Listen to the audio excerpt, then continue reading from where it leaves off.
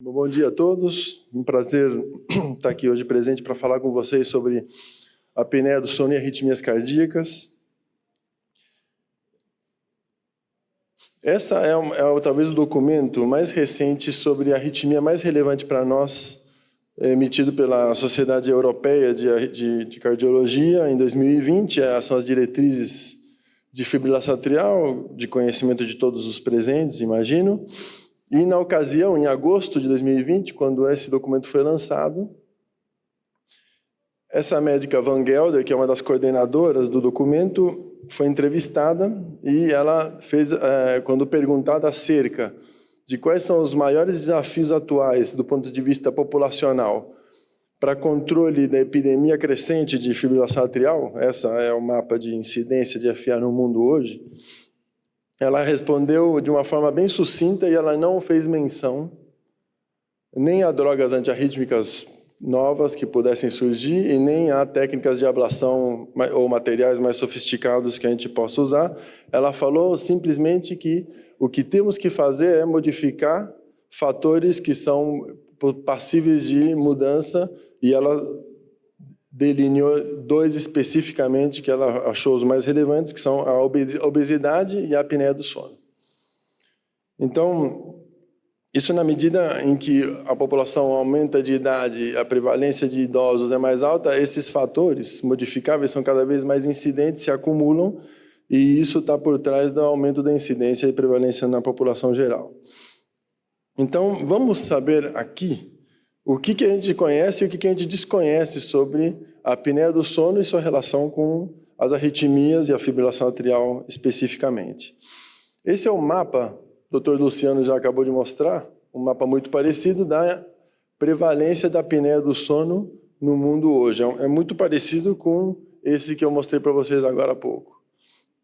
Uma maior incidência nas Américas, na Europa, mas apesar de termos, como o Dr. Luciano falou, quase 1 bilhão de afetados no mundo, já quase em alguns países, 1/3 da população masculina apresentando essa condição, e apesar de haver uma concentração importante em alguns países, a prevalência da apneia do sono é crescente em todos os continentes. E ela tem a característica de se relacionar com fatores como obesidade e síndromes metabólicas, que são também fatores de risco para a fibrilação atrial. Isso torna a associação entre essas duas entidades algo muito simples de se fazer, mas o estabelecimento de uma relação causal entre elas algo muito difícil. Bom, a fisiopatologia, a gente já sabe, o Dr. Luciano traçou os fundamentos. Existem, de forma simplificada, 2 tipos de apneia no que diz respeito à influência na ritmogênese, que são a apneia central, em que os limiares centrais do marcapasso respiratório estariam atenuados, ou uma diminuição da responsividade da musculatura periférica da placa neuromuscular, também causando diminuição dos ciclos respiratórios, ou o que é mais comum na apneia obstrutiva do sono, que é o aumento da colapsibilidade das vias aéreas superiores especificamente. E essa diferença entre a apneia central e a apneia obstrutiva, às vezes, tem impacto no que diz respeito aos seus efeitos na ritmogênese. Bom, o que a cessação dos ciclos respiratórios produzem do ponto de vista cardiovascular depende do tempo que a gente avalia. Agudamente, a gente sabe que existe um aumento da hipóxia, aumento da retenção do CO2, em semanas ou meses começam a aparecer alterações hemodinâmicas com alterações de pressão intratorácica e modificação das pressões de cavidades, enchimento atrial, ventricular, o que imediatamente leva a alterações da eletrofisiologia do miócito. Modificam-se os períodos refratários relativos, modifica-se o intervalo QT, e aí sim a gente está falando em fenômenos que trazem impacto direto sobre eventos arrítmicos. Em meses e anos de apneia, o paciente exposto a ciclos de apneia importantes, poderia haver alteração estrutural e histológica dos átrios, o que também, se houver cicatrizes, claro que possibilita o aparecimento de reentradas. Bom, de tudo isto, um autor, que é esse autor que está exposto aqui nesse slide, ele se dedicou a estudar as alterações histológicas, que são as que a gente acabou de dizer. E em 2 trabalhos, em 2014 e 2015, ele foi incapaz de demonstrar que pacientes com apneia do sono leve e intensa apresentavam de fato, é claro que são estudos pequenos, uma quantidade de pacientes pequenos, eram pacientes que estavam sendo submetidos a cirurgia de revascularização, então faziam a biópsia, ele não pôde demonstrar fibrose. Então, as alterações histológicas ainda são uma hipótese que não foi confirmada. Isso nos deixa com o fato de que quase todo o fenômeno arrítmico que a gente observa aqui se deve à alteração da eletrofisiologia celular. E essa eletrofisiologia, que decorre das mudanças de tônus autonômico, não é uma alteração autonômica simples. O Dr. Luciano falou que, de fato, acontece um aumento do tônus simpático.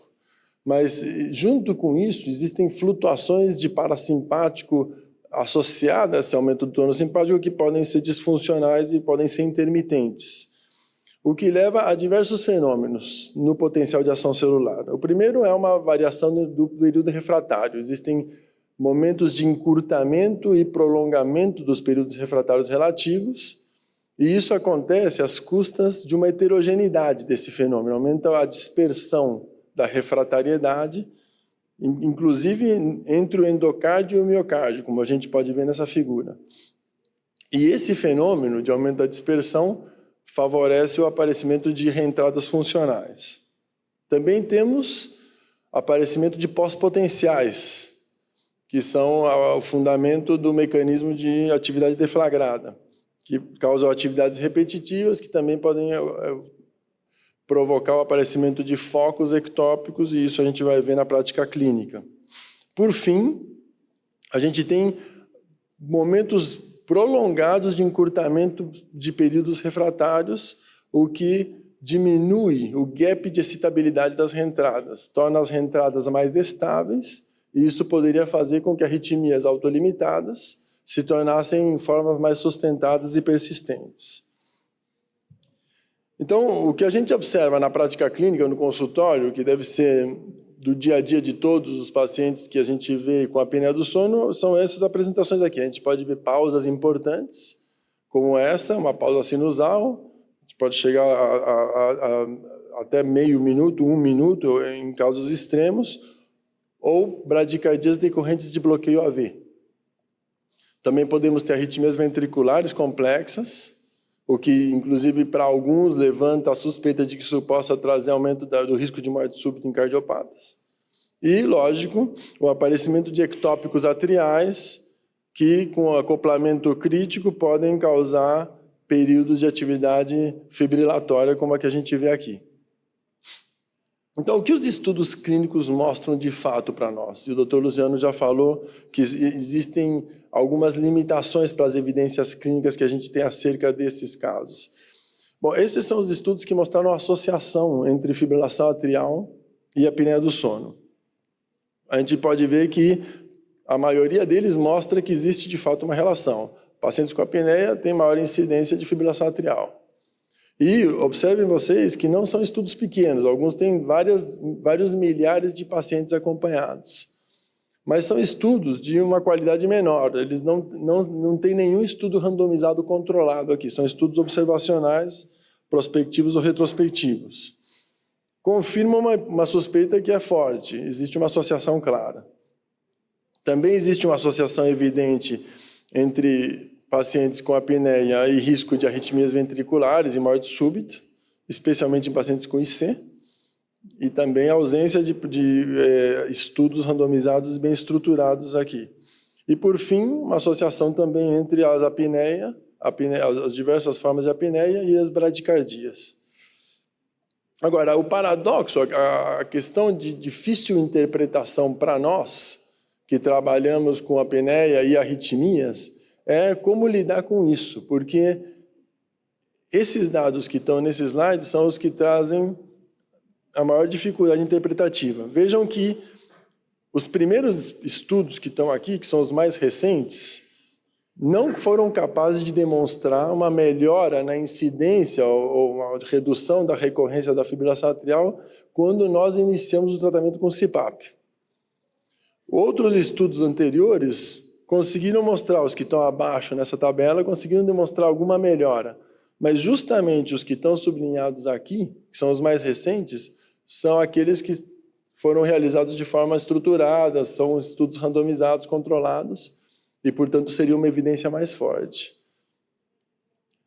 Os estudos com CPAP foram capazes de demonstrar melhora da incidência de arritmias ventriculares complexas em pacientes cardiopatas e também foram capazes de diminuir bradicardias. Mas a questão principal e que tem maior impacto para a nossa prática clínica, que são os pacientes com fibrilação atrial, fica essa lacuna de conhecimento em que a gente não conhece, de fato, o impacto de um tratamento adequado da apneia e o que isso vai ter sobre a ritmogênese nesses pacientes. Dessa maneira, eu acho que as mensagens mais importantes, levando em consideração os fundamentos da fisiopatologia da apneia, como isso impacta a ritmogênese e como a gente pode intervir sobre isso para modificar esses desfechos, acho que as mensagens mais importantes são: os fatores de risco de apneia e os fatores de risco da fibrilação atrial são os mesmos. Então, existe uma associação clara. A maneira como, atuando sobre um, a gente afeta o outro, ainda isso é desconhecido. Os mecanismos autonômicos e alguns mecanismos hemodinâmicos são aqueles principais que afetam a estrutura de funcionamento elétrica do coração e que podem gerar arritmias. A fibrose cardíaca ainda não foi capaz de ser demonstrada como decorrência da apneia do sono. E, portanto, a gente ainda precisaria demonstrar isso melhor. Os estudos observacionais mostram que existe uma associação clara, mas os estudos de tratamento da apneia não foram capazes de demonstrar essa melhora e esse impacto, especialmente em pacientes com fibrilação atrial. Então, a gente tem que dispor de melhores evidências clínicas, de trabalhos randomizados com maior quantidade de pacientes e com recursos mais modernos, para que a gente possa tirar essas conclusões com mais propriedade. Vejam que em 2014, 2015, a gente não dispunha de alguns recursos que são de amplo uso hoje. Hoje a gente poderia monitorizar pacientes em relação ao risco de arritmia, monitor de eventos, a gente poderia ter esse monitor contínuo em pacientes hoje com relógios, com aparelhos que são de fácil aquisição e que alguns poucos anos atrás a gente não tinha. A monitorização da saturação de oxigênio ao longo da noite toda também é um dado que hoje a gente teria facilmente e que em alguns desses estudos não foi disponível. Então, eu acho que temos um campo importante de intervenção. Os efeitos populacionais de um adequado tratamento da apneia podem trazer impacto importante sobre o risco de FA e das suas complicações, mas a gente precisa ter melhores evidências clínicas para a gente saber como atuar no nosso consultório e nos nossos hospitais. Eu agradeço a atenção de todos.